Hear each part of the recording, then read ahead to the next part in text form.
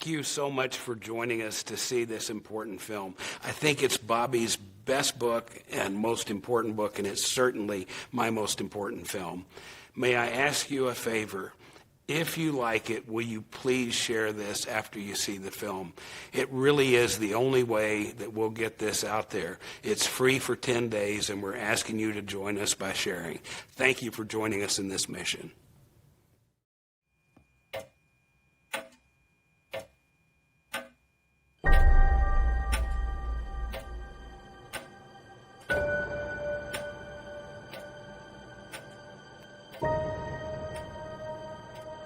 The very word secrecy is repugnant in a free and open society.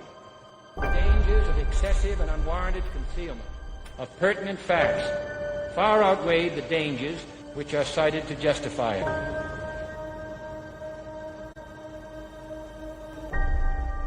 This book is a product of my own struggle to understand how the idealistic institutions our country built to safeguard both public health and democracy suddenly turned against our citizens and our values with such violence. I am a lifelong Democrat whose family has had 80 years of deep engagement with America's public health bureaucracy and long friendships with key federal regulators, including Anthony Fauci, Francis Collins, and Robert Gallo. Members of my family wrote many of the statutes under which these men govern. They nurtured the growth of equitable and effective public health policies and defended that regulatory bulwark against ferocious attacks funded by industry. I built my own alliances with these individuals and their agencies during my years of environmental and public health advocacy. Quiet on set. Camera speed. But I also watched how the industry, supposedly being regulated, used its indentured servants on Capitol Hill and its financial clout to systematically hollow out those agencies beginning in the 1980s, disabling their regulatory function and transforming them into sock puppets for the very industry Congress charged them with regulating. I explore the carefully planned militarization and monetization of medicine that has left American health ailing and our democracy shattered. I chronicle the troubling role of the dangerously concentrated mainstream media. You're really attacking not only Dr. Anthony Fauci, you're attacking science. Big tech robber barons, the military and intelligence communities, and their deep historical alliance with Big Pharma and the public health agencies. The disturbing story that unfolds here has never been told, and many in power have worked hard to prevent the public from learning it. The principal character is Anthony Fauci.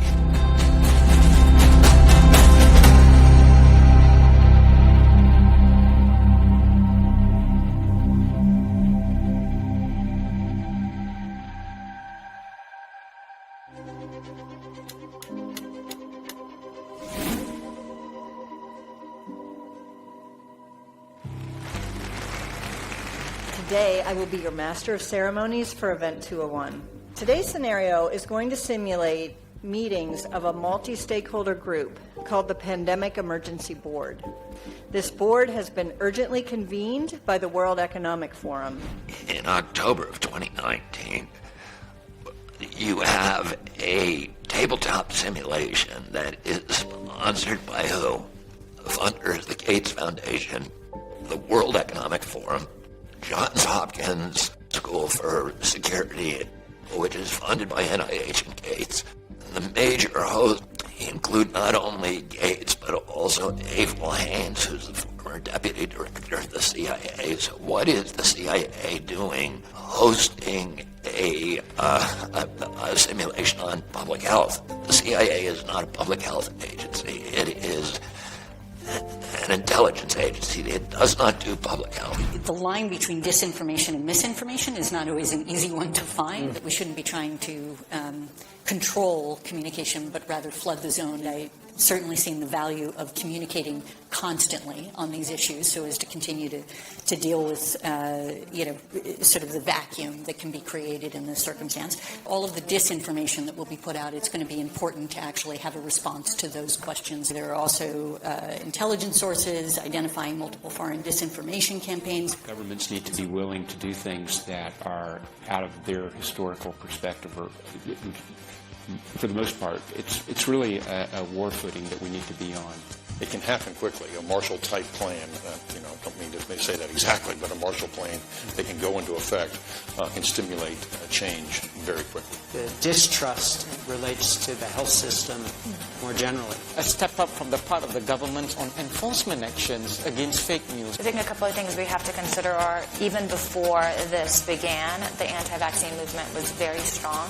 And this is something specifically through social media that has spread. So as we move forward, obviously trust in pharmaceuticals and government is very important at this moment. The simulation is a simulation of a coronavirus that has escaped and ends up killing 60 million people around the planet.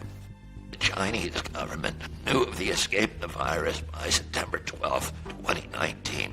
Curiously, who is there is George Gao, who was the head of the Chinese CDC. At that time, George Gao almost certainly knew the coronavirus was circulating. Infected people got a respiratory illness with symptoms ranging from mild flu-like signs to severe pneumonia. The sickest required intensive care. Many died. It's spreading rapidly throughout local communities. International travel has turned local epidemics into a pandemic spanning the globe. There are now more than 30,000 reported cases.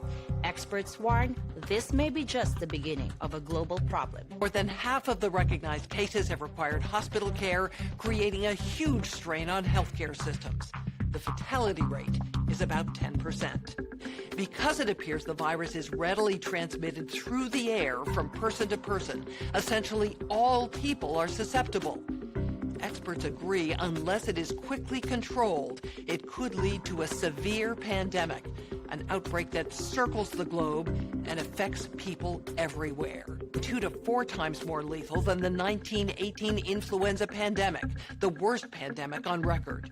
Even so, some people only exhibit mild flu-like symptoms, not requiring treatment in a hospital. Alarmingly, those people are able to walk around and spread the virus, not realizing they are doing so. Even worse, international travelers have been arriving at their destinations symptom-free, but within a matter of hours, becoming ill. Travel-related cases have blossomed into outbreaks in a number of locations and have quickly grown faster than health authorities could respond and contain them. I'm joined by immunologist Dr. Yabani Bello and Dr. Rhea Blakey, an epidemiologist, both highly respected in their fields. Researchers are working on a vaccine. Even if we discover a good vaccine candidate, we're starting from scratch, and it takes time to test safety and efficacy, typically years. We simply cannot rely on these old timelines and processes. With enough money and political will, anything is possible. Our U.S. affiliate has just released polling results on public expectations for a vaccine. A majority of Americans expect a vaccine to be available within 2 months, and 65% of those polled are eager to take the vaccine, even if it's experimental. In related news, a significant demand for personal protective equipment like N95 masks and gloves are on the rise due to the pandemic. However, globally, hospitals are running low. Additionally, other critical medical supplies such as saline and antibiotics are dwindling. Countries and companies are reportedly stockpiling supplies, disrupting healthcare supply chains, causing dangerous shortages in many parts of the world. What you just witnessed were highlights from Event 201. This pandemic simulation exercise of the coronavirus took place about 6 weeks before the first illness from the coronavirus was actually reported in Wuhan, China. Now, this simulation also includes news reports, which were fabricated just for this exercise.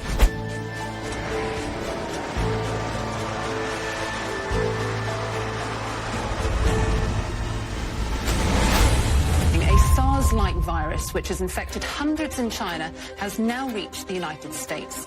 Some of the city's biggest employers ordering workers to stay home. We have already started at the NIH and with many of our collaborators on the developing of a vaccine. I wasn't necessarily surprised when we started to see him in the national limelight. At the beginning of the pandemic, we really didn't know what it was going to be like and how to manage it and how infectious the virus was. And therefore, a lockdown made sense just to buy a little time to figure out what we should do, what policies we should make, what things needed to be mobilized in order to reduce risk of the infection and actually keep the epidemic as limited as possible. In comes Tony Fauci, the savior of the West, promoting these actions, lockdowns, masking, etc. I think many of my fellow Democrats see him as this kind of, particularly during the early COVID pandemic, as this kind of avuncular, soothing figure who was a reassuring counterbalance to Donald Trump's anti-science, narcissistic, bombast. See if there's any way that you can apply light and heat to cure. But I'm like a person that has a good you-know-what. There was tremendous fear in our country that was orchestrated and generated by the press and by the medical cartel. When people get fearful, their capacity for critical thinking gets disabled, and it's just a human inclination to look for reassurance and leadership from leadership authorities. He's one that we looked up to in a time when we needed answers, at a time he has a cool, calm, calmness to him, but very factual.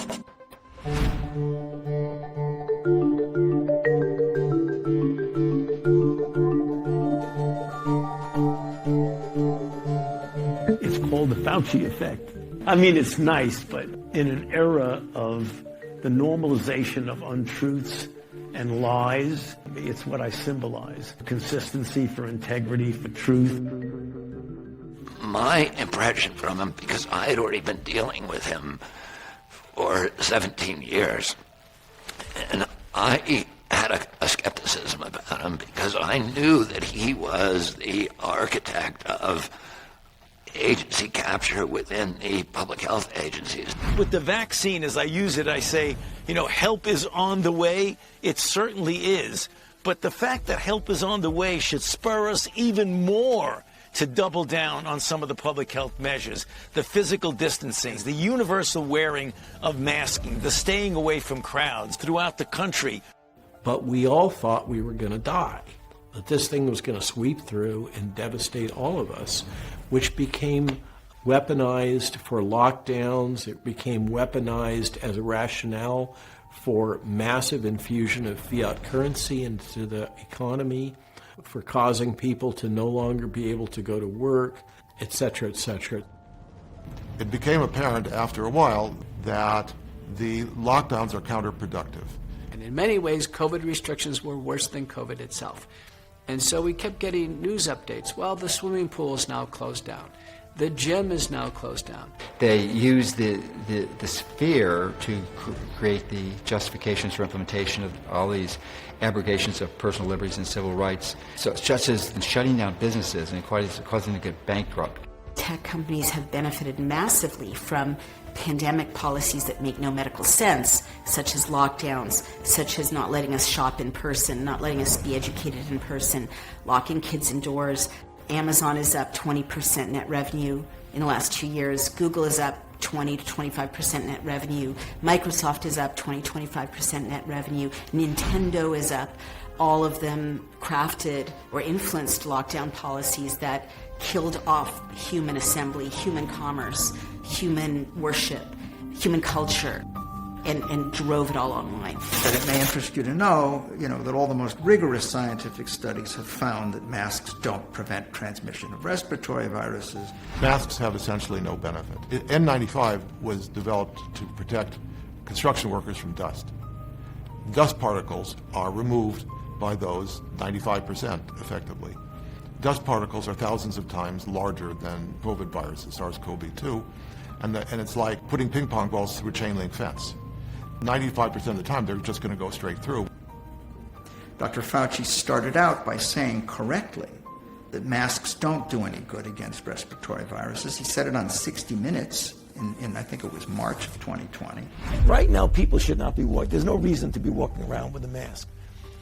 When you're in the middle of an outbreak, wearing a mask might make people feel a little bit better, and it might even block a droplet, but it's not providing the perfect protection that people think that it is.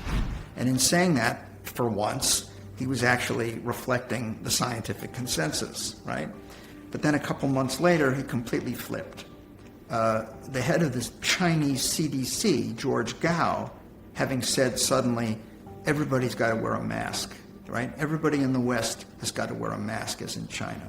Then Dr. Fauci shifted. Masks are protective. If you look at children outside, particularly when they're with the family, walking down the street, playing a game or what have you, don't have to wear a mask. The Academy of Pediatrics actually makes that recommendation that children should be wearing masks from 2 years old onward. I mean, I think I've got this right. 1 mask is better than 0 masks. 2 masks is better than 1 mask. But you don't have to have double masks. Is that right? I mean...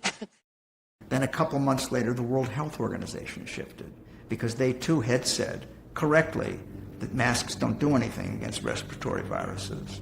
But then they flipped. A dispute over a mask led to a woman being tased by a cop at a middle school game. Of course, no, it should have never come to this. What is your right to refuse, and what is law enforcement's ability to enforce? You have to have a mask on. Shoot me, people? Are you going to shoot me for trying not to breathe? Cool. Come on, dude.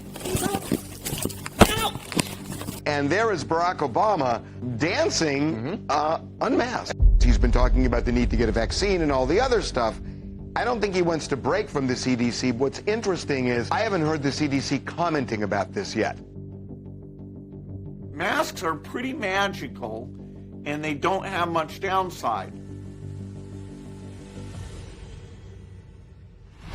People with masks, they give up their individuality, they give up rights as free human beings. You become really, it's the beginning of slavery. African American slaves in America, many of them, they wore masks. I have called the masks to be the symbolic equivalent of the yellow star that I had to wear. It's a sign that you are not free, that you are lesser. All of this is happening only because people obey. I think masking really was a symbolic signal not only of obedience, but also that we all should maintain constant fear and that we needed to stay away from each other, from relationships and community. During my childhood, there were duck and cover drills. Duck and cover, just as you do in your school. We all know the atomic bomb is very dangerous. You will know when it comes. We hope it never comes, but we must get ready. We were constantly drilled in school about what would happen when the Russians attacked us with nuclear weapons. That we had to remove sharps from the table. We had to put our head under the desk when we heard the alarm sounding. If you were paranoid, you might feel that the purpose of that drill was to maintain this level of what Bob McNamara later called mass psychosis, where you keep an entire population in fear by constantly reminding them that their lives are under attack. And I think, one of the things that disturbed me about the masking, it was very reminiscent of that. If one wears a mask or one stays in a tiny room and fills up the room with virus and continues to rebreathe the virus, there is a real chance that one could make a mild illness more severe. It's called re-inoculation.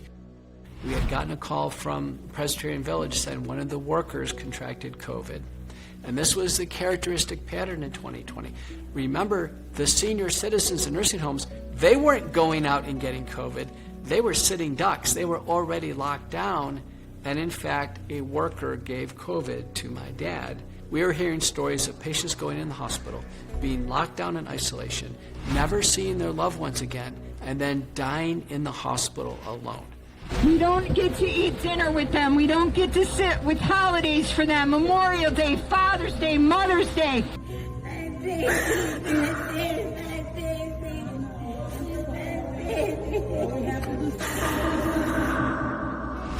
When COVID sort of broke out across the world, we started trying to learn as much as we could about the disease. We saw it break out in Wuhan, and then Lombardy in Italy, and then Seattle and New York. I know someone in every ICU in New York City, and it became pretty clear what their main sort of mechanisms of disease were. They were hyperinflamed, and they were clotting to a degree I've never seen before. Nurses were drawing blood, it was clotting in the syringe, and it was clear they needed blood thinners. When SARS-CoV-2 came to the US, predominantly in New York City, patients were getting really sick. They were being admitted to the ICU, they were put on ventilators. And we know the mortality at that time, if you were ventilated in an ICU in New York, was close to 90%. I was pointing out that I was seeing unprecedented mortality rates, and we had to do something. But the general conservatism of medicine was that no, because you might harm someone. It's hard to harm someone when they're dying at rates we've never seen them. They were clearly dying of undertreatment. Because of my efforts were being blocked, and it was clear that I was not welcomed, I resigned. What I did with my dad ultimately became the foundational principles of the McCullough protocols. And the first thing I said is, open the windows. And why? Because we wanted ventilation. We wanted to reduce the viral density in the aerosol of the room. Fresh air was applied for centuries for other respiratory illnesses.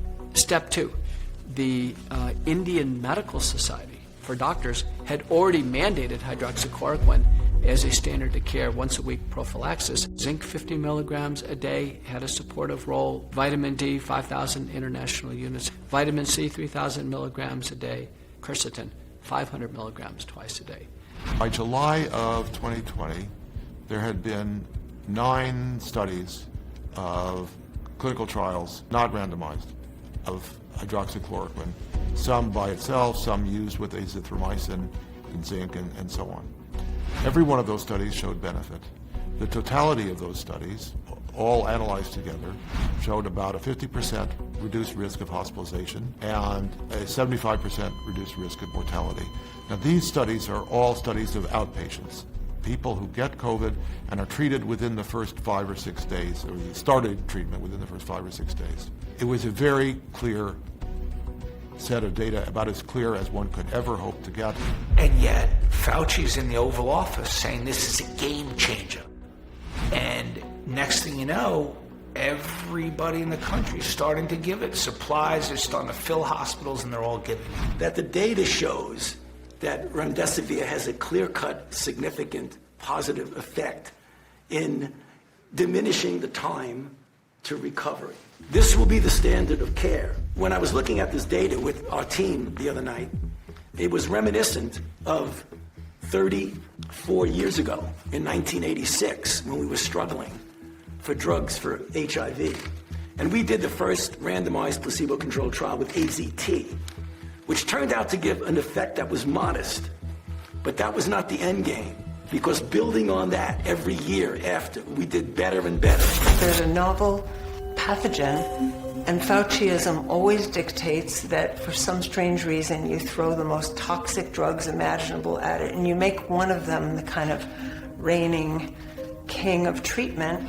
Back then it was AZT, now with COVID it's remdesivir, with no feeling or regard or apprehension about the toxicity, while at the same time vilifying, persecuting, creating a whole culture of disinformation about treatments that are older, like hydroxychloroquine, ivermectin, that doctors in droves are saying is curing people, is getting people out of the hospital, is ending this sickness in a matter of days, if not hours. And I have to point out, I am severely troubled by the fact that the NIH, the FDA, and the CDC, I do not know of any task force that was assigned or compiled to review repurposed drugs in an attempt to treat this disease.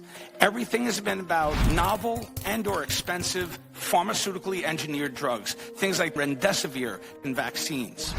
The first time I got a call from Senator Johnson's chief of staff that I heard a U.S. senator wanted to talk to me because he'd come across our website, he'd come across our protocols. Ivermectin did not come into our protocol until much, much later. So it was October of 2020. And suddenly we started to see the trials around ivermectin consistently positive in this very large magnitude. And it was coming from different centers and countries around the world. We were talking to doctors. Doctors were reaching out to us. And he was kind of inspired that he saw some doctors that were putting out treatment guidance when the government was doing nothing.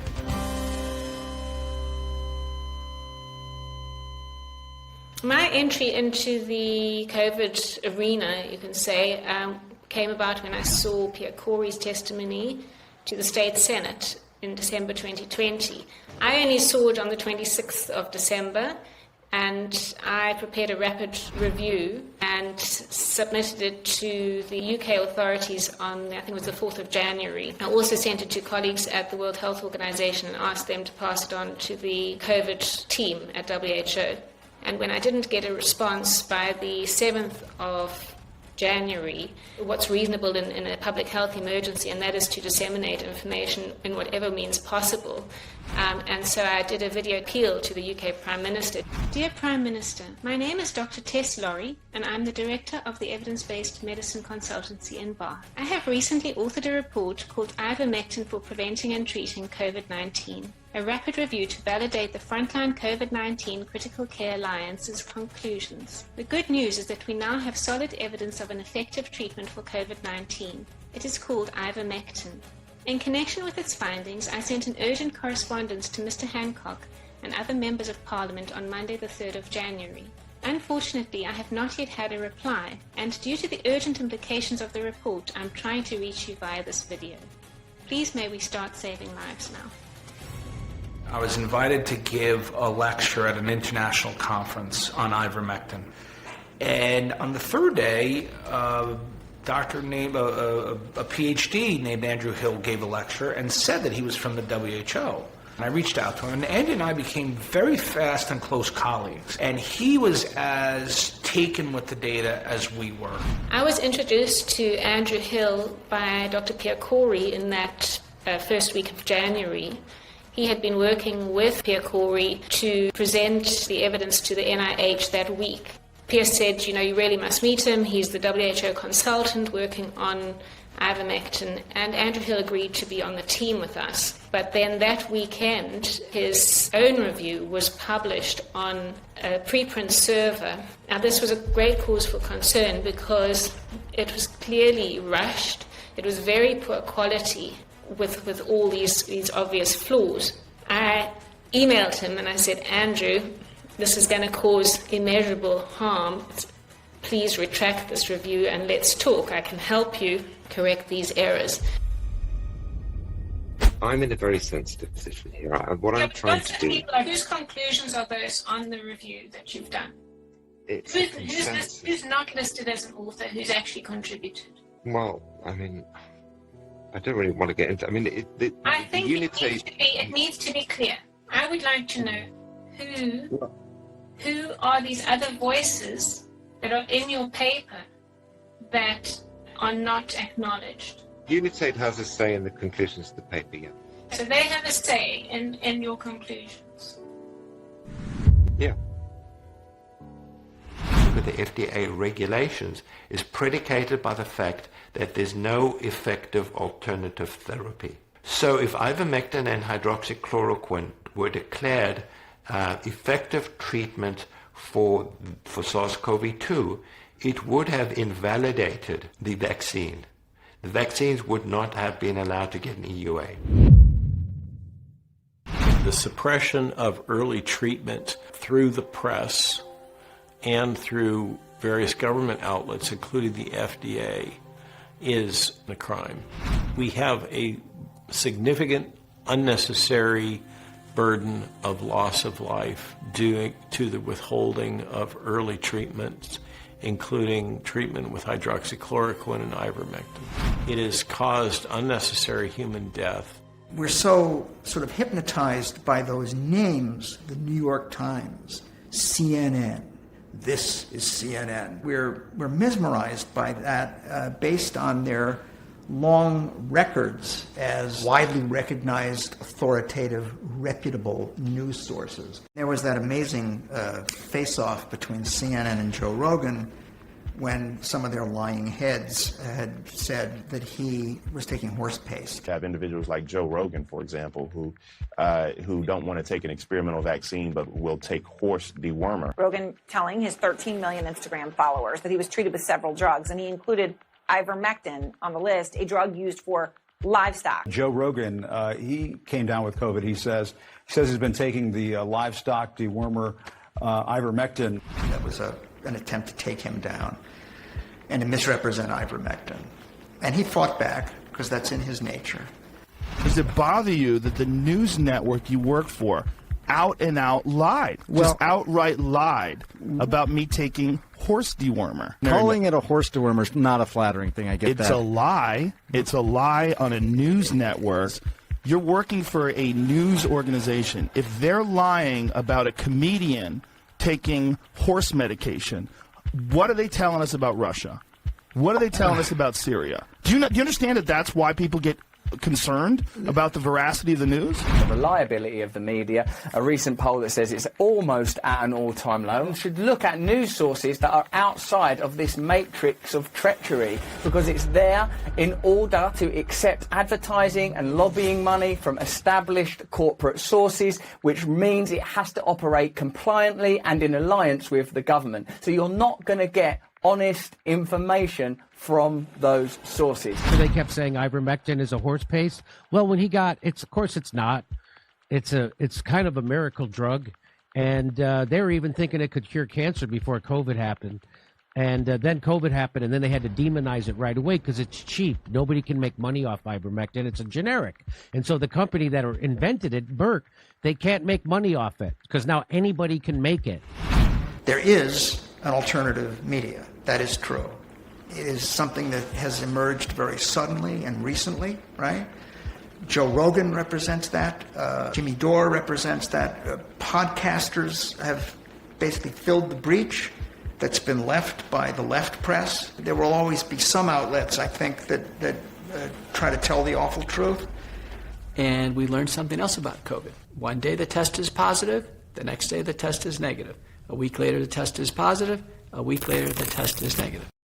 So is a PCR test not a good barometer either? Yeah, that is a very good question. It's pretty obvious if you look objectively at the data that the CDC is totally manipulating this pandemic, and they did it from day one. One of the most egregious examples of this is the very test they use to diagnose a case or someone who's infected with the virus. The test was a PCR test, and it amplifies the amount of agent that you want to check for. Kary Mullis was the inventor of PCR. He was not the inventor of the PCR test. There is no test for either AIDS or COVID. As Kary Mullis said, it doesn't test for anything. It finds what you tell it to find. And he always said that doesn't tell you whether you're infected with anything. It doesn't tell you whether you're likely to get sick from anything. It doesn't tell you anything. And the overwhelming data about PCR tests and COVID shows that there's a shoddy, at best, correlation between positive PCR tests and disease outcome. So why did they use PCR for COVID? I mean, how can people actually tell if they are contagious in the cycle of having COVID? How do you measure that, if not with either a PCR test or an antigen test? And I think that's the understandable confusion that people have about testing. Testing saying whether you're infected or not versus are you infected plus transmissible.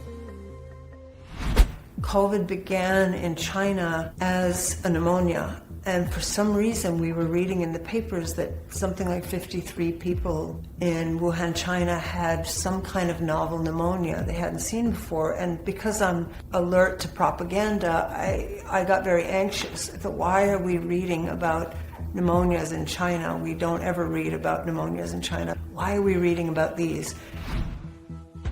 In the first week in January, I got a call from Michael. He's a former DARPA project officer, and literally he is our top expert in gain-of-function research and has been so for years and years, and has long been deeply embedded as one of our top biodefense/biowarfare experts, who was in Wuhan at the time in the first week in January. And he warned me, he said, Robert, you need to get your team spun up because we've got a problem. This coronavirus looks like it's going to be a major issue. And my question is, have you seen anything at this point that gives you a high degree of confidence that the Wuhan Institute of Virology was the origin of this virus? Yes, I have. Yes, I have. And I think that the World Health Organization should be ashamed of themselves. The Fauci emails themselves, as I understand it, it was involved in trying to cover up origins of COVID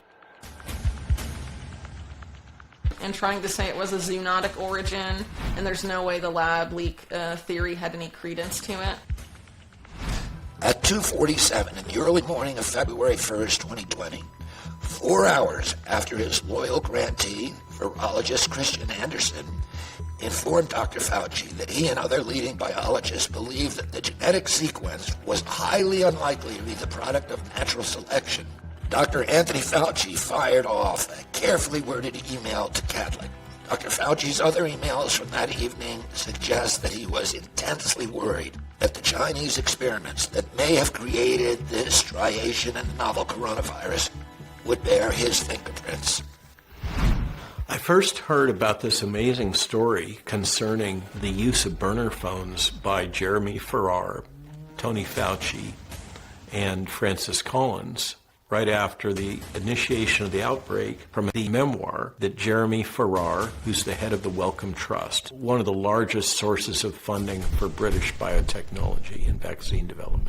Why Farrar was in that loop, I infer, is because he had some role in providing the funding to the Wuhan Laboratory Institute of Virology that had been involved in that research. He disclosed in his autobiography that he and Tony and Francis Collins had used burner phones to avoid any trail that would be able to document their conversations immediately after the initiation of the outbreak. And he spoke about that in the context of talking about their fears and collusion in trying to cover up what they knew about the work that had gone on at the Wuhan Institute of Virology. The U.S. intelligence agencies now believe that the Chinese knew that the virus had escaped from the Wuhan lab by September 12th. And it probably escaped sometime in late August, early September. But on September 12th, the military went into that lab at night and they changed the leadership of the lab. They took 22,000 coronavirus samples and removed them, and they've never been seen again. They removed mention of many of the gain-of-function studies from the public-facing websites. The intelligence agencies in the U.S. and Great Britain and Europe, they call the Five Eyes, the Western nations who all share intelligence with each other, all had deep involvement not only in funding these studies at the Wuhan lab, but also in the cover-up of protecting the countermeasures and protecting the Wuhan lab against nosy investigations. In August of 2020, I gave a speech to a Peace and Justice rally in Berlin. Governments love pandemics. Estimated crowds were about 1 million democracy advocates. There were people from every nation in Europe and every color of the rainbow, and they came together to demand the return of their constitutional and human rights. The only thing a government needs to make people into slaves is fear. Immediately after that, the German intelligence agencies and the British intelligence agencies announced that they were considering vaccine hesitancy a form of terrorism. and that they were unleashing their cyber warfare arsenal on people in foreign countries who they consider vaccine hesitant. It's illegal for the CIA to spy on American citizens in this country.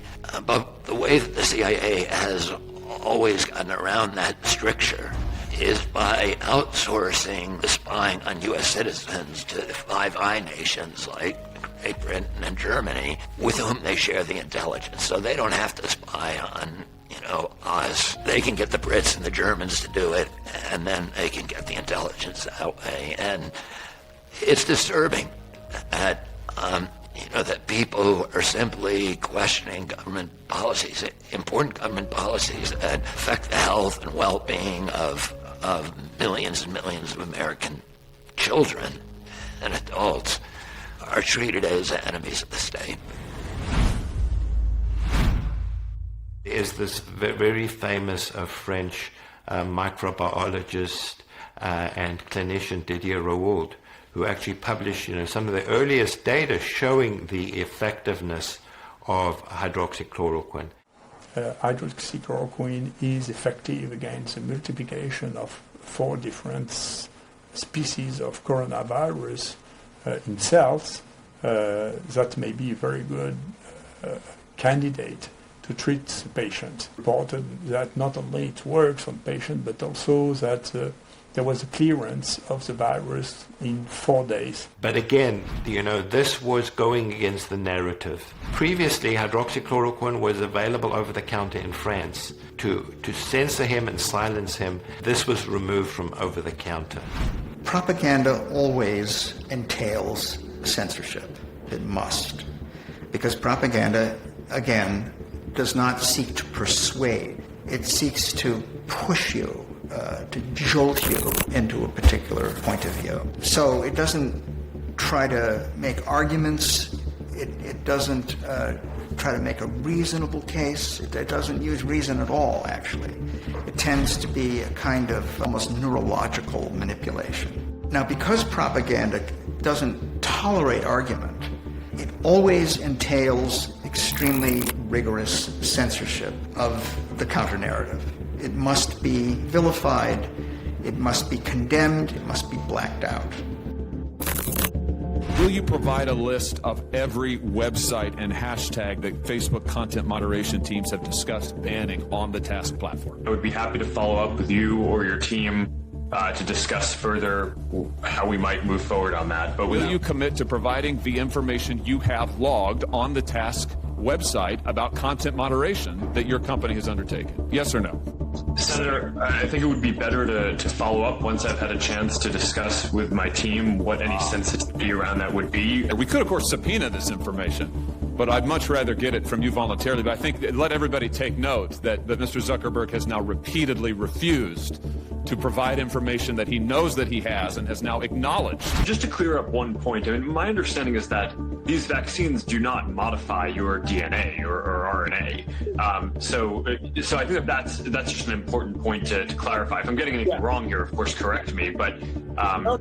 But just to make that clear.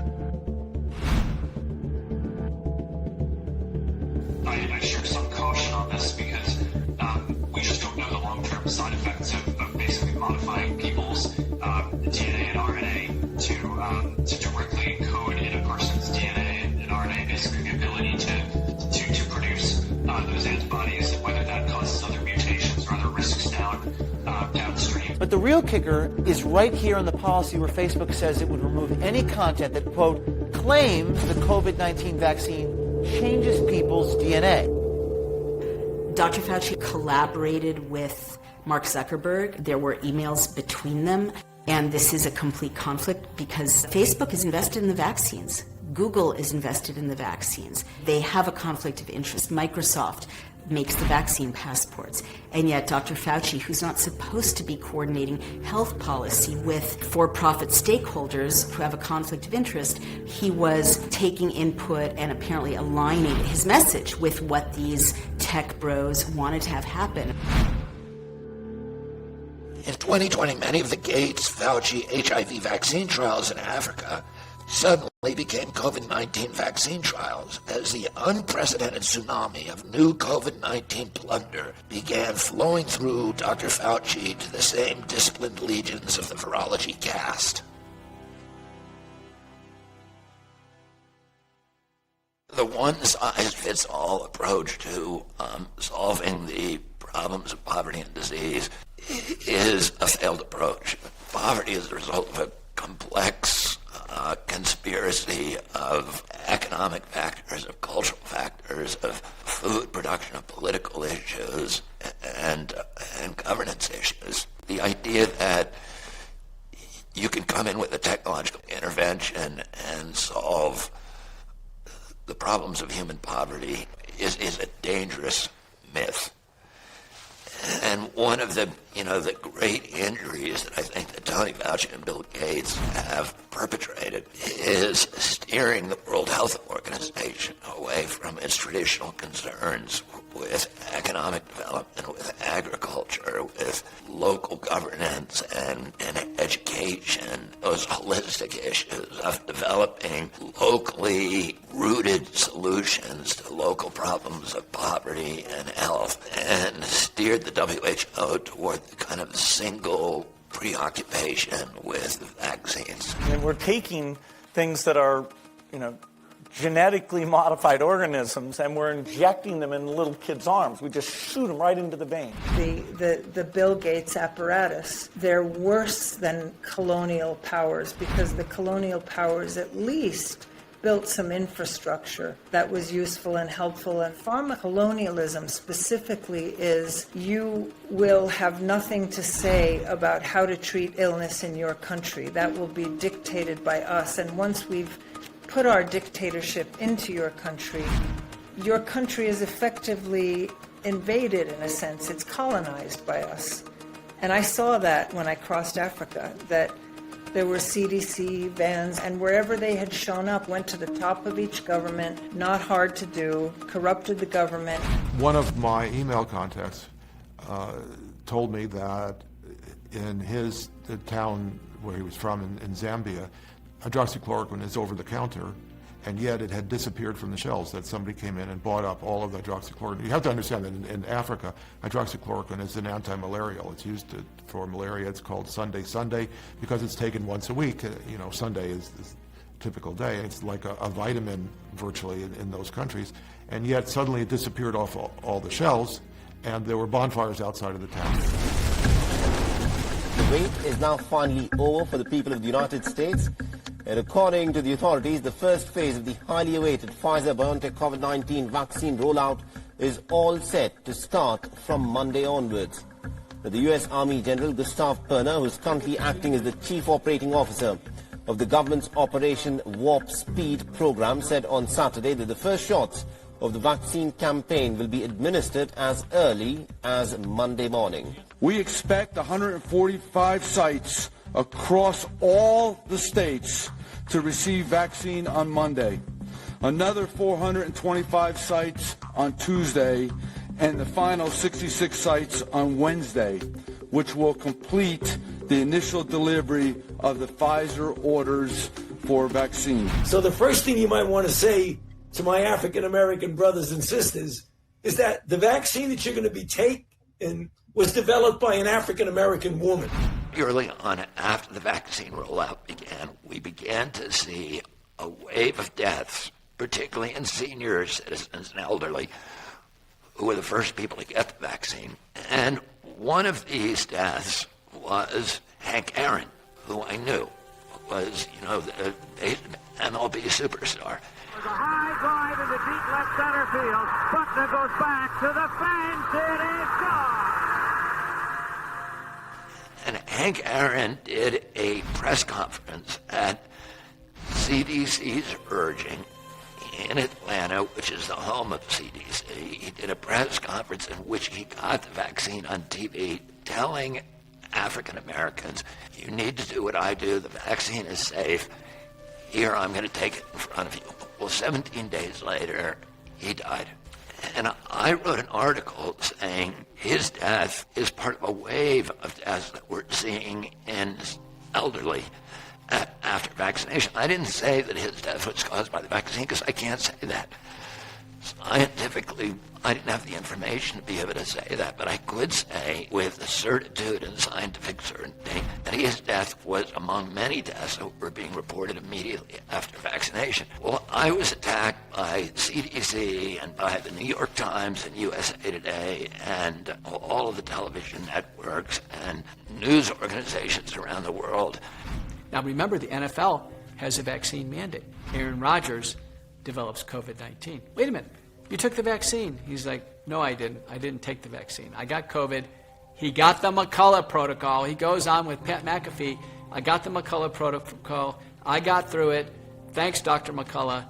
And it's revealed he hasn't gotten the vaccine. And why? Because he's concerned about myocarditis. And Cole Beasley for the Buffalo Bills, same thing. And Kyrie Irving plays in New York for basketball, same thing. So we have player after player coming out saying, listen, I am worried about myocarditis. And then you see the array of damage.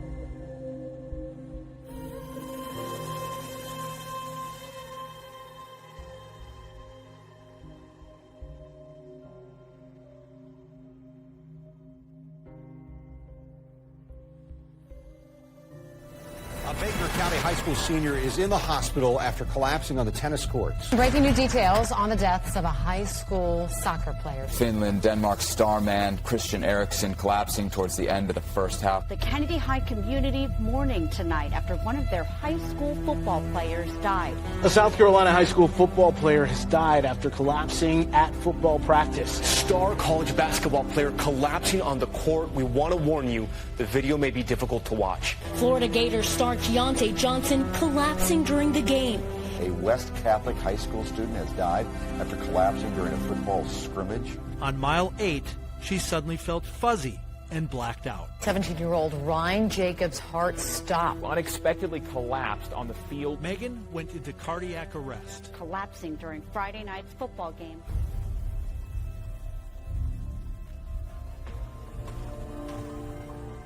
This is a gigantic experiment that we're doing on the entire world's population. It's never been used before in humans. The side effects for the Moderna vaccine sound concerning. We looked. After the second dose, at least 80% of participants experienced a systemic side effect. So, are these vaccines safe?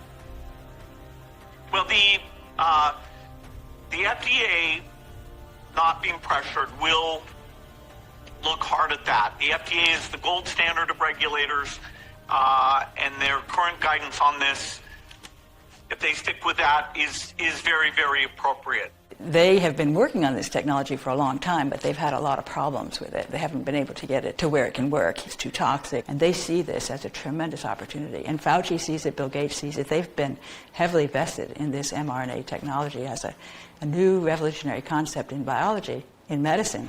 When you woke up this morning, did you know you were going to be receiving the vaccine? I did, yes. So, all of my staff, we are excited to get the vaccine. I'm sorry, I'm feeling really dizzy. Oh, I'm sorry.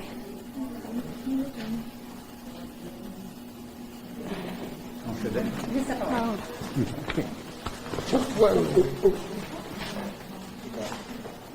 You okay?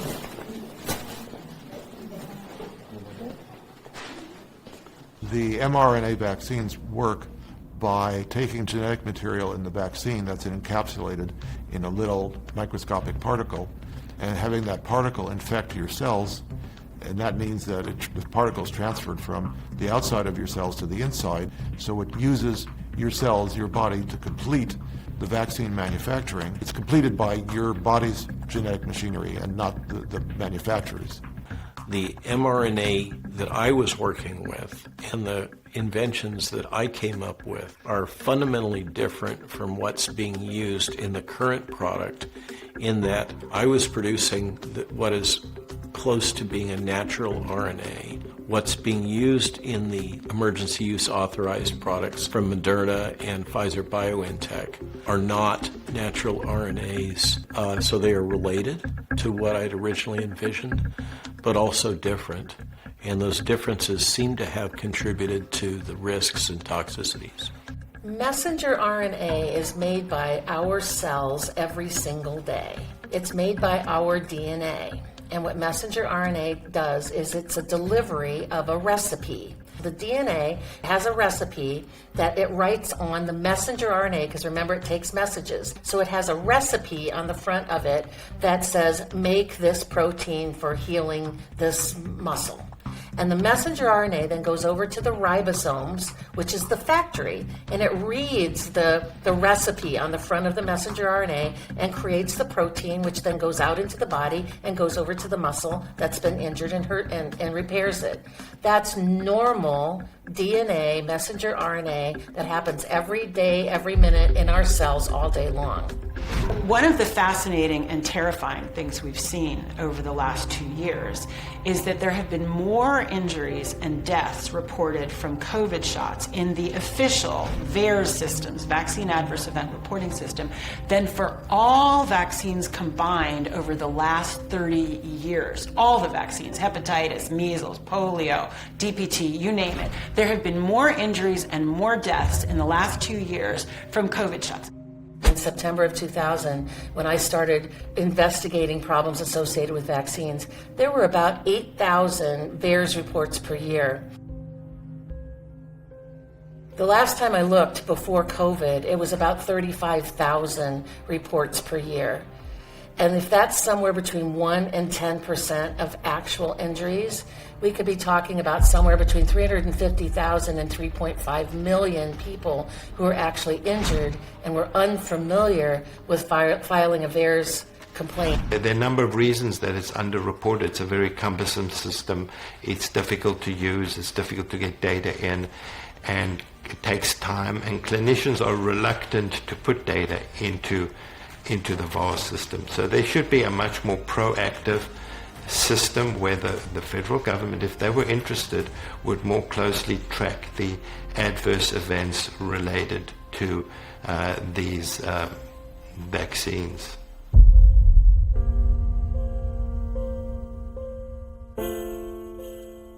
Dr. Fauci's refusal to fix the Health and Human Services Department's notoriously dysfunctional vaccine injury surveillance system, VAERS, constituted inexcusable negligence. HHS's own studies indicate that VAERS may be understating vaccine injuries by over 99%. The VAERS, Vaccine Adverse Event Reporting System, tells me that there has been a lot of very bad side effects. The initial safety study, Mark, is to see if I inject it in the arm, does it have some sort of idiosyncratic or bad reaction? I had my COVID jab on the 17th of March.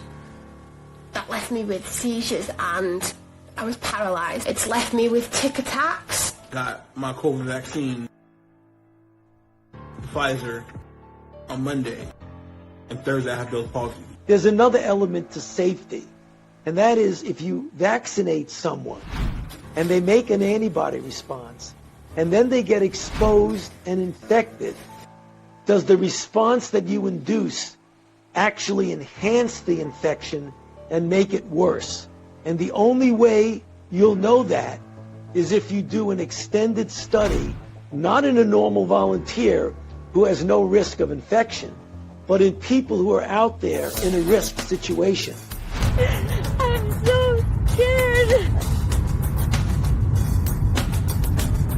This would not be the first time, if it happened, that a vaccine that looked good in initial safety actually made people worse. There was the history of the respiratory syncytial virus vaccine in children, which paradoxically made the children worse. One of the HIV vaccines that we tested several years ago actually made individuals more likely to get infected. If you take it and then a year goes by and everybody's fine, then you say, okay, that's good. Now let's give it to of 500 people, and then a year goes by and everything's fine. Say, well, then now let's give it to thousands of people, and then you find out that it takes 12 years for all hell to break loose, and then what have you done?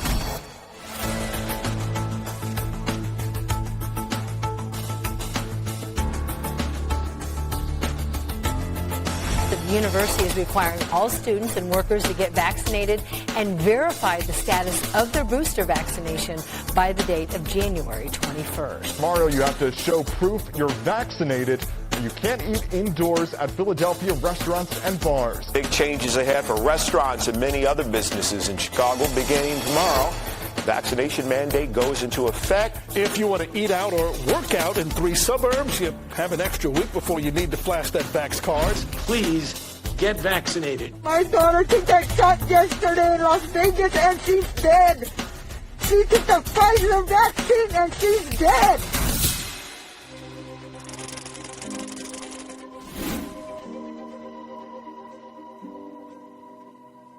Given the fact that we now have the virus in our hands, it is quite possible, in fact, it's invariable, that we will develop a vaccine for AIDS.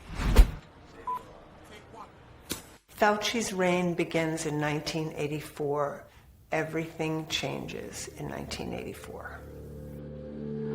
Good afternoon, ladies and gentlemen. Robert Gallo held a press conference in which it was declared by the U.S. government that the U.S. government had found the cause of AIDS at the National Cancer Institute where Gallo worked. The probable cause of AIDS has been found, a variant of a known human cancer virus. And that it was to be called human immunodeficiency virus, HIV. The same year, 1984, Fauci becomes the director of the NIAID. This saw the rise of Dr. Fauci to his current stardom. I would like to introduce Dr. Anthony Fauci, who is the director of the National Institute of Allergy and Infectious Diseases since 1984. Dr. Fauci understood that he could basically save his government agency by defining AIDS as an infectious disease. His agency within the NIH is all about the study of what allergies and infectious diseases. And infectious diseases were kind of on the way out because they'd mostly been conquered by the time Fauci came along, needing to reopen the spigot of funding for his agency and his allies in Big Pharma. Mr. President and Commissioners, that it is clear that very soon, certainly within this calendar year, in the United States, we will be doing early phase 1 testing for safety in vaccines.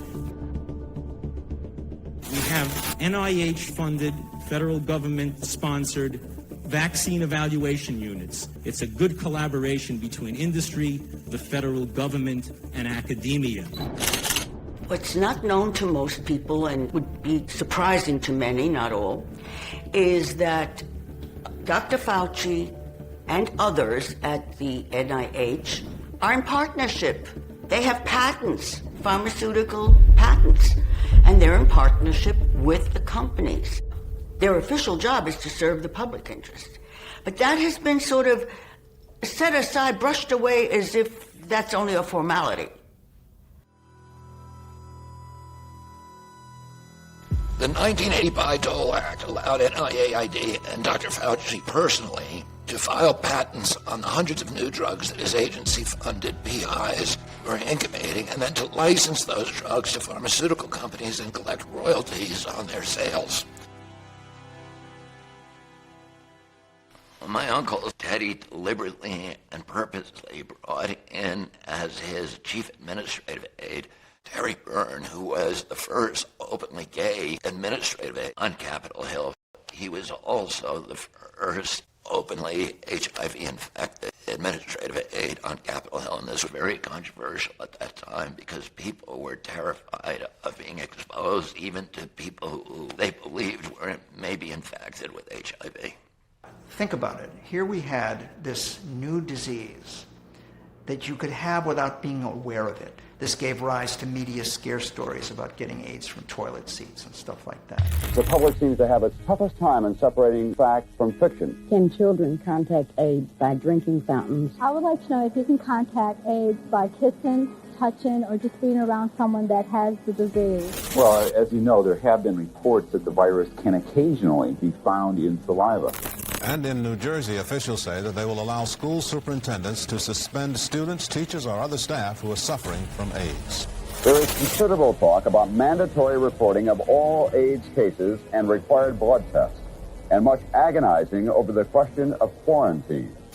Or, for example, if the close contact of a child is a household contact, perhaps there will be a certain number of cases of individual who are just living with and in close contact with someone with AIDS, or just the ordinary close contact that one sees in normal interpersonal relationships. If that's the case, then indeed the implications for the spread to even other groups besides infants and children become something that needs to be reckoned with. So I think it is going to have a major impact on our thinking about what the real confines of the syndrome will be. And when I say Anthony Fauci is essentially a social engineer, I mean that. Because what he does, he re-engineers how people think of human contact, touch, intimacy. You know about pregnancy? Mm-hmm. You know how I feel about responsibility? Yes. How much do you know about AIDS? We have a long way to go in the fight against HIV, the virus that causes AIDS. HIV is spread by sharing needles and through sex with an infected person. When it came to sex, Cindy was the life of the party. She went from one partner to another, until one day she met a partner who'd stay with her for the rest of her life. AIDS. Don't experiment with sex. If you do, use a condom, or being the life of the party could be the death of you. The scourge of AIDS is fast becoming the most socially charged health issue of the decade. What you see there is a kind of, I would say, almost like an earthquake moment in time, in American culture, biology, virology, politics, everything. It was a disease that was so horrendous and terrifying that it necessitated people staying away from each other. No more sexual contact, no more casual sexual contact. Not only sex, all forms of human contact. And now all of a sudden, as though a switch is turned, now it represents death and potentially murdering somebody that you love. I mean, these are really radical ideas and very dark ideas. Given the long incubation period of this disease, we may be starting to see, as we're seeing virtually as the months go by, other groups that can be involved, and seeing it in children is really quite disturbing. It used to be that Anthony Fauci, Robert Gallo, and all of them told the American people, if you test positive today, you are probably going to die within 6 months to a year. Then it became 3 years, then it became 5 years, then it became 10 years, and they kept stretching it and stretching it. You needed to be tested in order to know that you have it, and you needed to be tested with PCR technology. Does this sound familiar? Its inventor, Kerry Mullis, was beside himself with anger that it was being used to diagnose people with HIV, which was then supposed to lead inexorably to AIDS. He spoke out against this at the time. Guys like Fauci get up there and start talking, he doesn't know anything really about anything, and I'd say that to his face. Nothing. The man thinks you can take a blood sample and stick it in an electron microscope, and if it's got a virus in there, you'll know it. He doesn't understand electron microscopy, and he doesn't understand medicine, and should not be in a position like he's in. He repeatedly said, including on tape, you should not use the PCR test to diagnose clinical infection with viruses. He repeatedly said that. What are we doing? Using the PCR test to distinguish clinical diagnostic tests with viruses. They've got a personal kind of agenda. They make up their own rules as they go. They change them when they want to. And they smugly, like Tony Fauci, does not mind going on television in front of the people that pay his salary and lie directly into the camera. When Bob Gallo proved that it was the etiologic agent in 1984, we had a a diagnostic test approved by the FDA in 1985. That was really quick, from literally less than a year from the time that it was shown to be the virus that causes this disease. My mentor as a young undergraduate actually traveled with Bob Gallo to the Pasteur Institute and met with Luc Montagnier and brought back their DNA isolate that could be used to produce the AIDS virus. Luc Montagnier sent a biological sample, let's just say, to Robert Gallo for his feedback in 1983. Robert Gallo famously held those demonstrably same proteins up at the press conference where he declared that HIV had been found in his lab and was the cause of AIDS. Credit must go to our eminent Dr. Robert Gallo. A massive battle ensued. I went over to Montagnier afterwards and I said, I can't find a reference. Like, I can't find a reference to go with the statement, HIV is the probable cause of AIDS. I'm sure you can help me. He said, why don't you use the NIH, like the CDC report? And I said, well, I looked at that, and that was not a scientific paper. And the people standing around, by the way, who were his colleagues there, looked at him like they were thinking he should come up with a better answer, but he couldn't. Luc Montagnier was always an interesting figure and always a thorn in the side of the orthodoxy. HIV by itself, or some strains of HIV, are not sufficient to induce AIDS. Even from the beginning, actually, we thought maybe for the activation of that virus in cells, we need some cofactors. Cofactors are not necessary. I think a lot of the data point to, at best, HIV being a cofactor, and one of the human herpes viruses may play a key role in the development of that disease to the extent that it is attributable to a virus infection. Nevertheless, Dr. Fauci, of course, has been long committed to the belief system that HIV is the sole cause of an immunodeficiency virus syndrome. There was a war that I covered from the first shot fired, which was in 1987 with Peter Duesberg's paper, that most people do not know took place. A war that took place over the soul of American science, the classical science world where you have to prove what you're saying, and not until you've proven it do you move forward.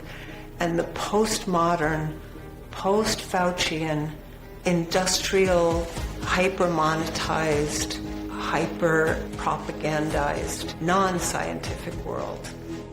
HIV cannot be the cause of AIDS because it doesn't infect enough cells and isn't active enough. It's only found in 1 out of 8,000 T cells.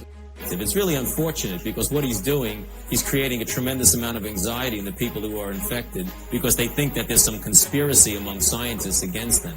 It really is very unfortunate. And coming from him, he has some qualifications. Something happened to him in his thinking over the past couple of years. I don't know what it is. HIV was never present by any means in all cases of AIDS, but Anthony Fauci made sure that there was a perfect correlation by eliminating about 5,000 HIV-negative AIDS cases.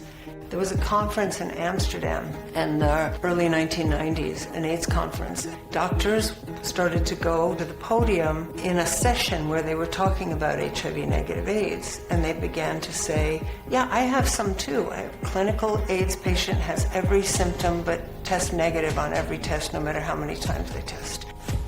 And so there was a clamor, there was a sense of anxiety. Wait a minute, what is this? Could it be that Peter Duesberg is right? And Anthony Fauci flew in on Air Force Two to that conference, and he did his thing, and he quashed it, just quashed it. He gave a statement through Newsweek that this just wasn't an issue, it was a misunderstanding. And what they did at that moment was they took all of the HIV-negative AIDS cases and they renamed them and threw them out of the official definition.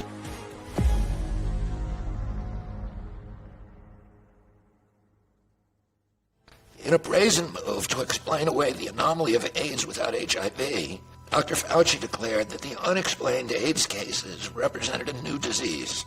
To avoid suspicion that his, quote, new disease, end quote, was, after all, chronic fatigue syndrome, Dr. Fauci labeled his discovery idiopathic CD4 plus lymphocytopenia, or ICL.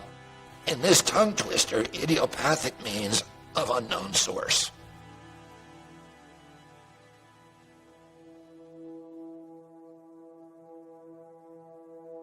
I do not know whether HIV/AIDS was the thing that was the force that killed all of these people in the 80s and 90s.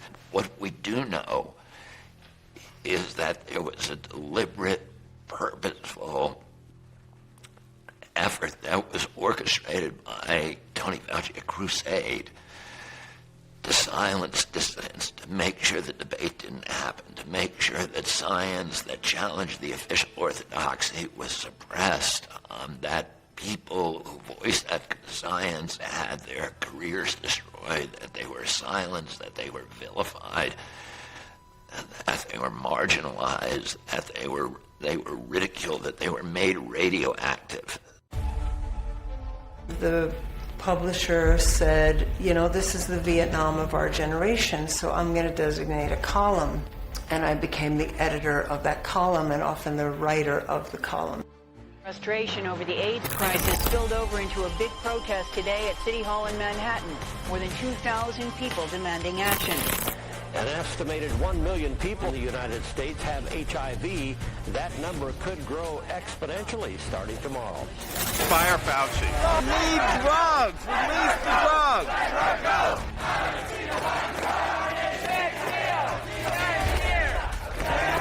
It's a story about racism. It's a story about sexism. This is a story about greed. And this is war. And the National Institutes of Health are refusing to do their job. I don't have access to these trials. The criteria are too tight, they take too long, and every day I read about drugs that are available and they're not going to trial. There's no access to any new drugs. And I'm coming here to ask for access to these drugs. The FDA will move as quickly as possible to address this issue and expand the indication for AZT. He didn't even blink. This was entirely second nature to him. To unblinkingly get on television night after night and speak of this incredibly toxic chemical, and I mean really toxic. People with asymptomatic HIV infection. Since AZT is a drug that's already on the market, physicians can at their discretion prescribe it for whatever it is that they want to prescribe it for. Anthony Fauci made a decision at a certain point and came out with it that anybody with CD4 cells lower than 500, though they were still healthy and not symptomatic of AIDS, should go on AZT as a preventive measure. All participants whose T4 counts are less than 500 should be offered AZT. I knew that the drug had come out of an anti-cancer program.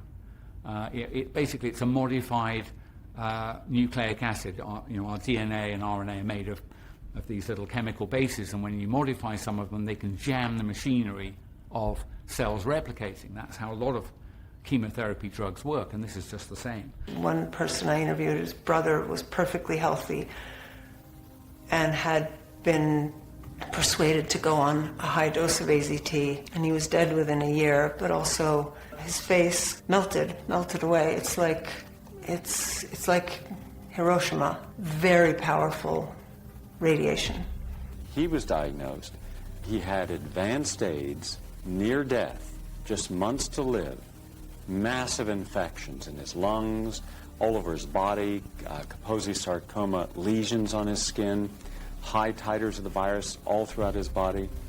And instead of being dead today, as most of the people taking AZT were by undergoing hyperthermia at the University of Rome, today he is alive and well. There is a successful series of treatments. I use the word treatments There's no one treatment I think is better than any other. Hyperthermia, vitamin C drips, ozone treatment. I had taken my medical records down to the National Institutes of Health, to Dr. Fauci's lab, and showed them, because they have presently discredited this treatment. And that's why our federal government has not allowed it here in the United States as of yet. Showed them my medical records. And what I did is I blanked out a set that had my name on it, showed them and said, well, what do you think of this? Their response is, well, this person obviously got better. What did they do? Fauciism is an absolute contempt for natural, non-toxic therapies, a contempt for the whole dialectic and discussion about what is an immune system, what is health, how do you detoxify, what does it mean when you're getting sick from a chronic illness? Is it just a matter of attacking the accused pathogen with the most toxic drugs kind of imaginable?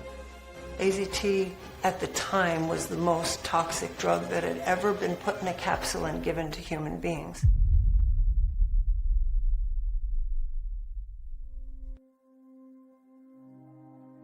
My uncle and Terry Byrne spent a lot of time meeting with Tony Fauci and trying to persuade him to have a parallel track. Their proposal was to create a parallel track approval system that would allow community AIDS doctors to conduct clinical studies on off-the-shelf drugs that neither pharma nor NIAID wanted to test. AZT at that time was headed to be the most expensive drug in history. It would cost $10,000 for a year of treatment. And for that drug to function, Burroughs Wellcome had to make sure that there were no competitors in the marketplace.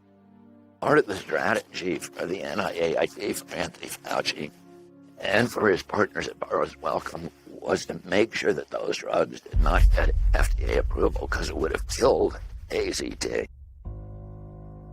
AZT was approved in a way that I have said it kind of broke the spine of the FDA tradition, the FDA drug approval tradition that had reigned up to that point, where it took up to 10 years, roughly, for a drug to be considered adequately tested for both safety and efficacy.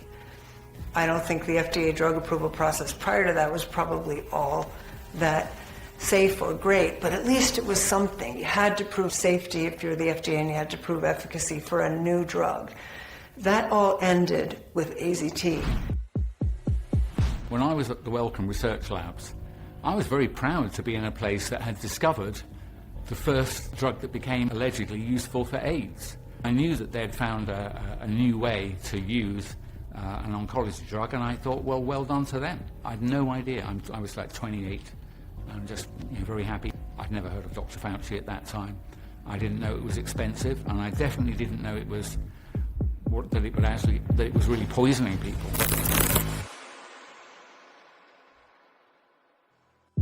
Neither NIAID nor Burroughs Wellcome ever completed any long-term animal study.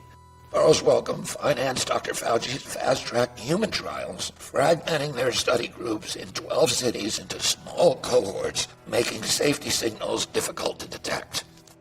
In 1987, Dr. Fauci's team declared the human study a success and terminated it after only 4 months of a proposed 6-month study, a record-setting speed for chemotherapy approval.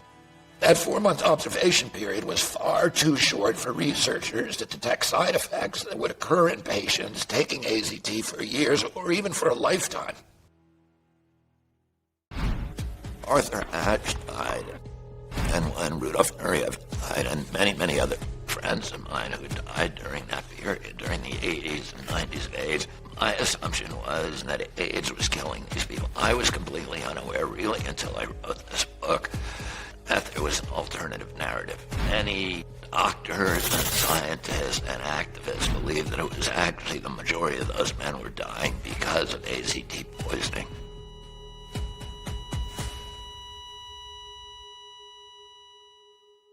Arthur Ashe himself suspected that it was the AZT that was killing him and not his HIV infection. both he and Nureyev were healthy until they began taking AZT. Public health colonialism enables us to show up in third world countries, demand that their leadership tell the people that they are all about to die of a terrible new disease, and we have to get in there and we take over protecting the needy and the poor, and especially people in third world countries, from this terrible virus. I worked in South Africa, at the height of the AIDS epidemic. It was a pretty terrifying time. We didn't really understand what it is. So these poor people would get overwhelming infections, they'd get pneumocystis, pneumonia, and they would die. And we were helpless. And we have to give them AZT, and we have to give them drugs, and we have to give them vaccines. We thought this was the answer to the AIDS epidemic. We had no idea how toxic it was. We had no idea how ineffective it was. We had no idea how Fauci et al. Had manipulated the data and how they were experimenting on these poor people.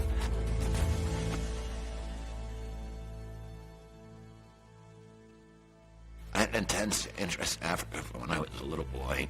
Probably that amplified when I was 7 years old. My father came back from a trip to Africa with a film called Africa Speaks, and he showed it on a little 16-millimeter projector that we had in our basement.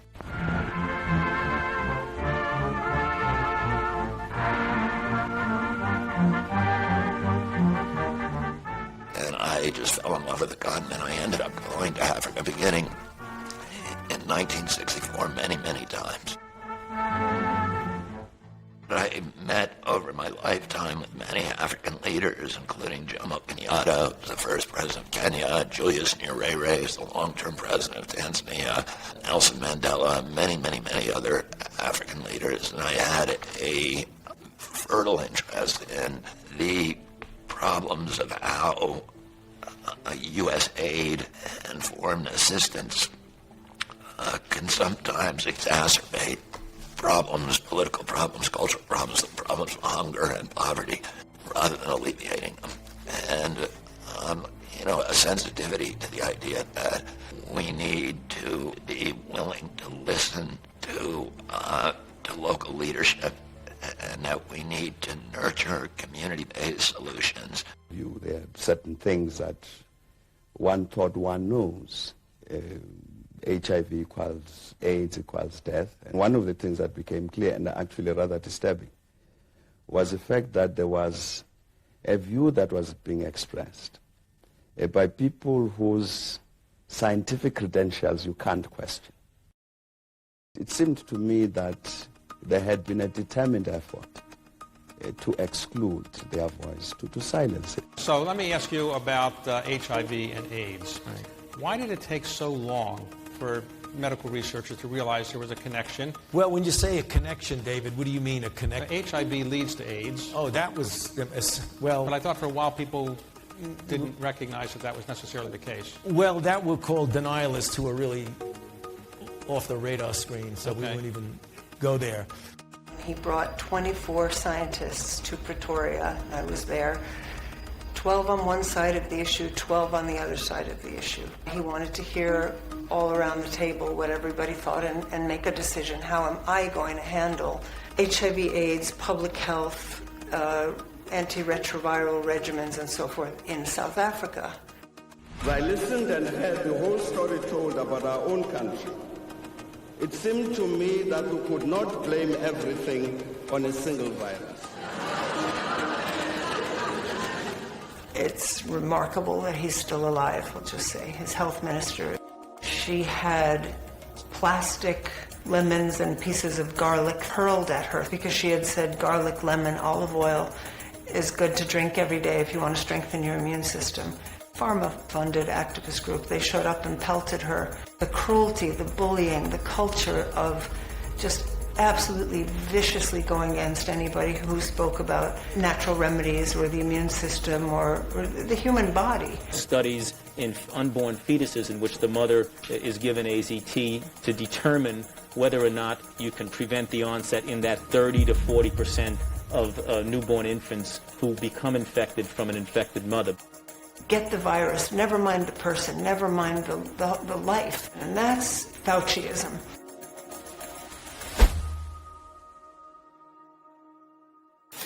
New York City's Administration for Children's Services had enrolled children in unnecessary and dangerous HIV and AIDS drugs trials during a 20-year period starting in the late 80s.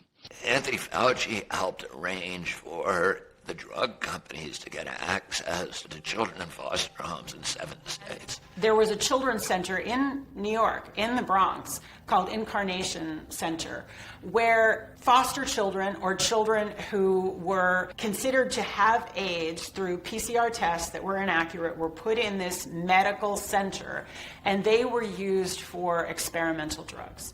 Some of the children were infants. Some of the children were not even HIV positive. Fauci, together with pharmaceutical companies, sponsored these experiments. I use the terminology that's used in the Nuremberg Code. These are experiments, they're not studies. These are invasive experiments. If the children wouldn't take the drugs by mouth, then they would put in a gastric tube. Some of the older children refused to take the drugs that were given to them because they were so horrible. So they surgically inserted a feeding tube in their tummies so that they couldn't resist. And many of these children died, a potter's grave of 80 children. And these were all children of color. My assignment was to go there, so I did. I went to Hawthorne, New York, and I located this grave site. And what it looks like if you're standing before it, it was a semicircle of large tombstones with names engraved on the tombstones. I remember there were stuffed animals and flowers and hearts and things adorning those tombstones. And I also remember there were flies buzzing around. There was a mound, a gigantic hole in the ground covered by astroturf, and it wasn't nailed down, it was just covered. And I went over and I took a corner of the astroturf, and I remember, my heart was pounding. I lifted it up, and inside was just a lot of coffins. They were in there haphazardly. And apparently there was more than one child in each coffin. The drug companies which have supported trials at Incarnation include some of the world's largest. They also refuse to be interviewed for this program. Officials at the National Institutes for Health insist that any participation of children in drug trials should be voluntary in every sense. These little children are regarded as throwaway children. Nothing really was done to punish those who broke the law.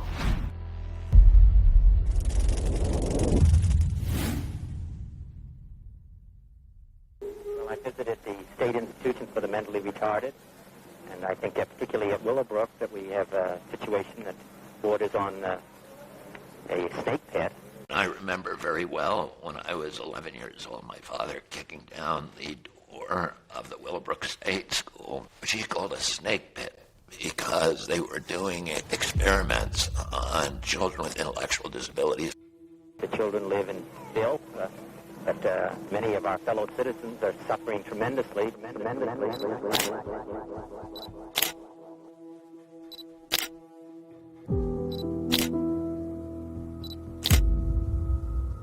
You had a lot of money at stake with pharmaceutical companies, so there was huge incentives, and there was career incentives for doctors who were doing these kind of experiments.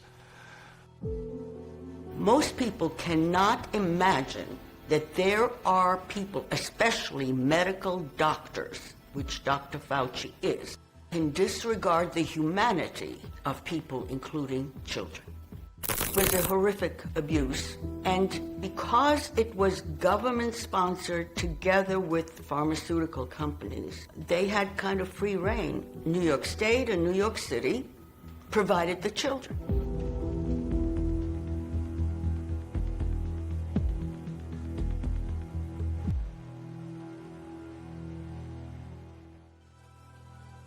The Vera Institute relied mostly on New York City Administration for Services documents, confirmed 80 deaths, and many other children suffered serious harm.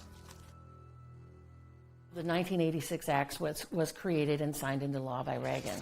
It allegedly created a program for compensation of children who were injured by their vaccines or who died, and they would get some level of compensation. It was meant to make vaccines safer, and it gave virtually blanket liability protection to vaccine manufacturers and healthcare providers who are providing vaccines. The 1986 Injury Compensation Act was a real game changer, because all of the drug companies that were making vaccines were deciding that they were going to not do vaccines anymore unless they got liability protection, because they were getting sued at every turn. Now, the blanket liability protection created a boom town. It created a gold rush. The sad reality is a whole new industry of recklessly developed vaccines that are highly profitable, and it did not lead to compensation to children who were injured, and it absolutely did not lead to safer vaccines. That's one of the tragedies that is across the board when it comes to public health. Because you see, when doctors join forces with government, they no longer comply with medicine's mission and sacred oath to first do no harm to the individual patient. They become agents of government, and they do what they're told. A retrovirus is a primitive life form that has no capacity to replicate on its own, which is something that's true of all other viruses. The retrovirus injects its RNA into an existing cell, where an enzyme called reverse transcriptase converts viral RNA into DNA, which is then inserted or spliced into the host cell's DNA. In the late 1980s, when I was at the Salk Institute as a graduate student, when I was in my 20s, I was working on trying to understand how RNA gets packaged into retroviruses, because retroviruses were the leading way for gene therapy to be developed and potentially applied. That idea was, well, if you can use RNA as a drug, what would you use it for? So my belief was using RNA as a drug to produce a vaccine response by expressing a foreign protein. And so I worked on that and ended up finding a way to get RNA into cells. Once that set of technologies came together, I filed invention disclosures and eventually patents on the use of RNA as a drug. So when I joined the pharmaceutical industry in 1988, there were in Britain something like 15 separate drug companies. There's a small number of very large companies, but they don't tend to discover many of their drugs in-house. They use experts internally to try and identify biotechs that are doing good stuff, and then they grab them for money, and then they complete the development process. Once the mRNA technology had been developed, I left the Salk and went to this company called Vical. Vical was actually founded in part to develop antivirals for the AIDS virus under a Burroughs Wellcome contract. The patents were sold to Merck. Together with Vical, they spent over $1 billion. They could never make it work because it was believed that it was functionally impossible to manufacture RNA at large scale. But what they did do during that period is keep anybody else from working on it because the patents had issued, which is why there's this 10-year gap, essentially, or more, really 20 years, between the discoveries in the late 80s and then the real initiation of research into RNA vaccines starting in the early 2000s. AIDS vaccines is not about a solution. It's about a permanent industry. You know, it's like waiting for Godot. Godot doesn't ever have to come. The industry that they've created through the promise that they will somehow have produce this miracle to us is now one of the giant medical industries of the medical cartel. And it's irrelevant if they ever produce a vaccine. Nobody ever questions them Congress would stop even asking the question. They just appropriate the money to Tony Fauci year after year after year to keep this infrastructure of virologists and immunologists, of principal investigators, and all of the medical cartel is all in on it.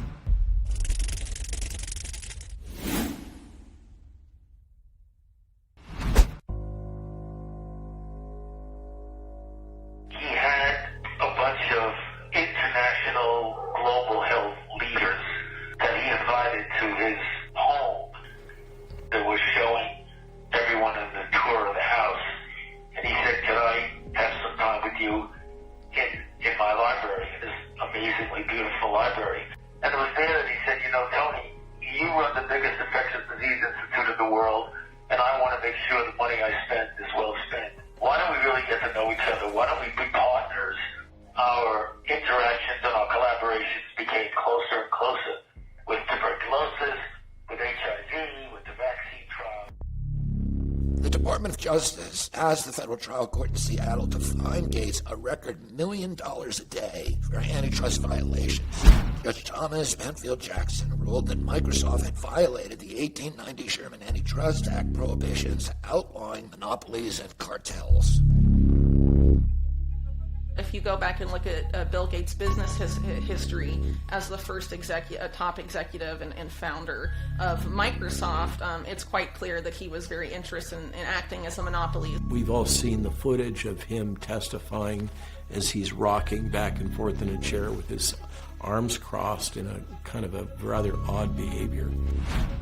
The Justice Department has charged Microsoft with engaging in anti-competitive and exclusionary practices designed to maintain its monopoly in personal computer operating systems. The Microsoft Explorer decision caused Microsoft to divest from what was clearly a monopolistic practice with its browser technology to exclude other competitors. He was really the most reviled businessman in the United States. And then suddenly, he became the philanthropist.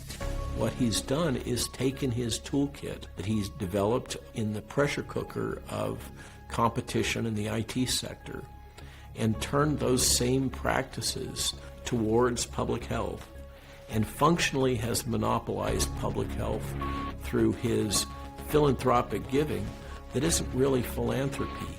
It's more of a screen behind which he has made other strategic investments that have produced a massive financial return. You've invested $10 billion in vaccinations over the last 2 decades, and you figured out the return on investment for that, and it kind of stunned me. There's been over a 20-to-1 return. Modern billionaires that are also often referred to as philanthropists that are increasingly controversial have a lot in common with John D. Rockefeller's reputation.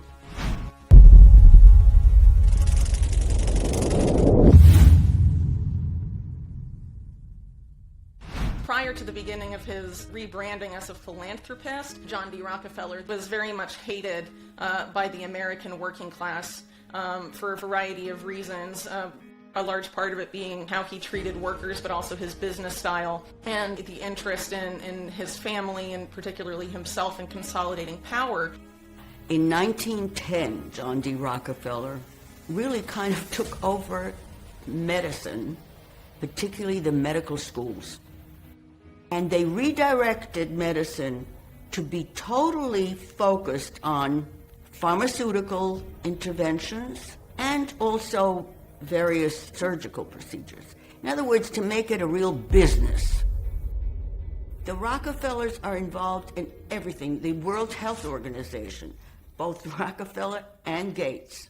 He really points to his father, who's Bill Gates II, as sort of being a guiding reason as to why he's interested in directing a lot of the money of his philanthropy. And Bill Gates II was the head of Planned Parenthood during a time when it was rather different than it is today. When I was growing up, my parents were always involved in various volunteer things. My dad was head of Planned Parenthood, and it was very controversial. That same society also was some of these Rockefeller eugenics-focused philanthropies at the time.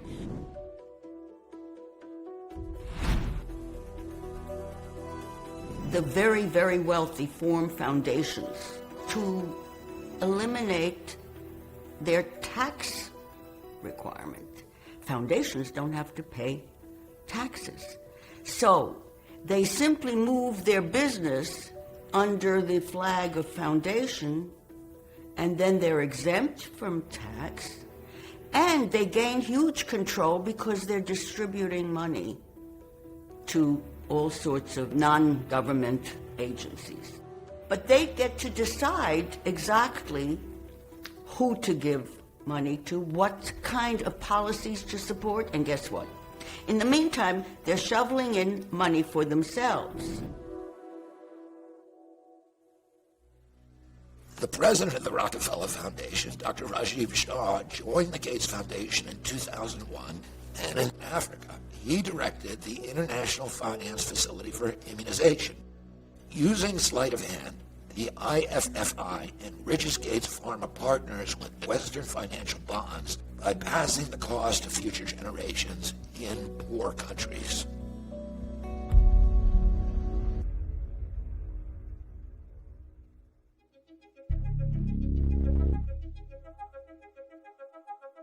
Starting with AIDS and going through SARS and MERS and Zika and bird flu, they have one thing in common: Fauci at the center.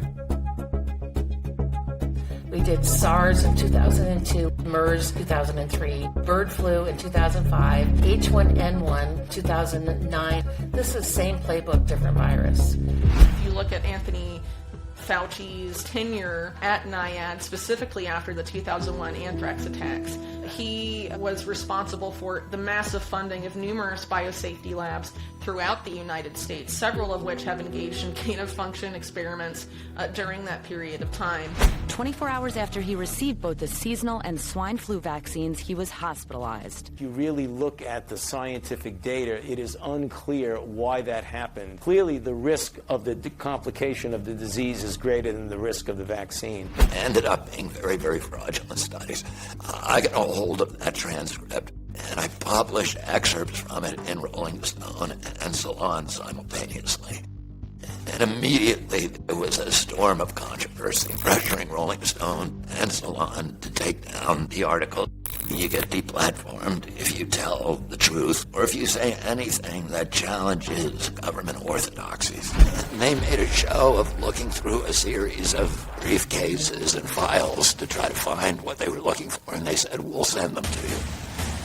And of course, they never sent them. And at the end of that meeting, Tony Fauci came up to me and took me aside, and he said, "I want to commend you for what you're doing. It's important work, and you keep us all on our toes. So thank you." You can be the judge of how earnest he was.